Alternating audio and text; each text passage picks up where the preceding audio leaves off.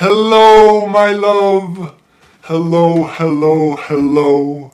It is good to be with you again. I hope that you are doing well. I hope that at whatever point in time it is in your day that you feel good about yourself. You feel good about your day.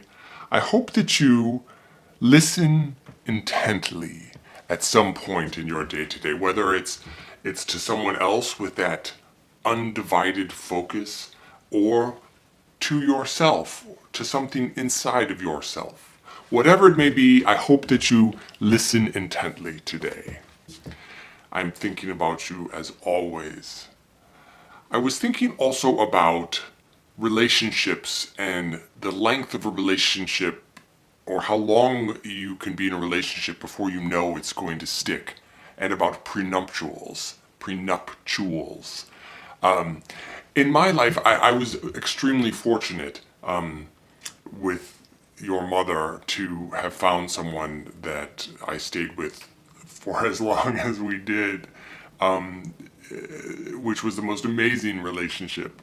But the question that I always ask myself, especially in the beginning, is when do you know, right? When do you know that this is the person for you, so to speak, assuming there is a person for you, which is a matter for another day.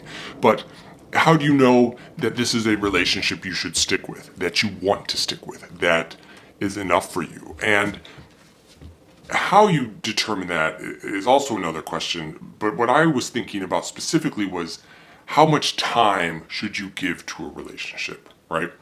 You know, it's very easy in the headstrong days of the beginning of a relationship to feel like it is fantastic and everything is going great and wonderful. And that is a wonderful experience. But I think that you should, or my recommendation would be, to be in a relationship for at least 2 years before you make any major commitments. That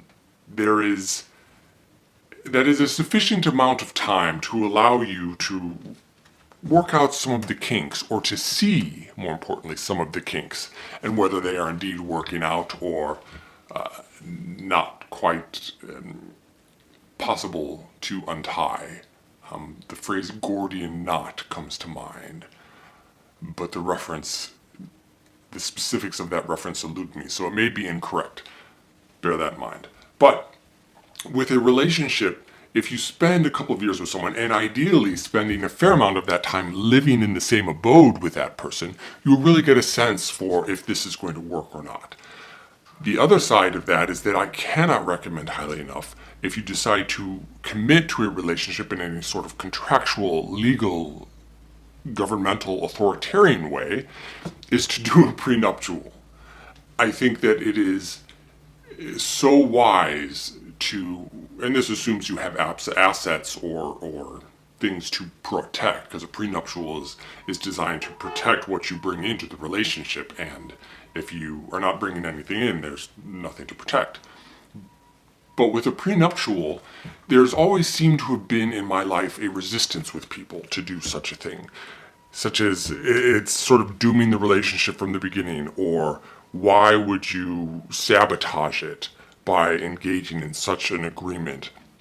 It is predicting that it is going to fail, and yada yada yada, and all these such things. And my response to that is no, it is not such a thing. What it actually is, it is a way for both parties to protect themselves if the relationship does face a dissolution. And in that part, the mind goes, oh yes, but then I'm predicting the dissolution. But the other side of that coin, or the response to that, is if your relationship is indeed as strong as you think it is, and if this is indeed the love of your life, then test it, prove it.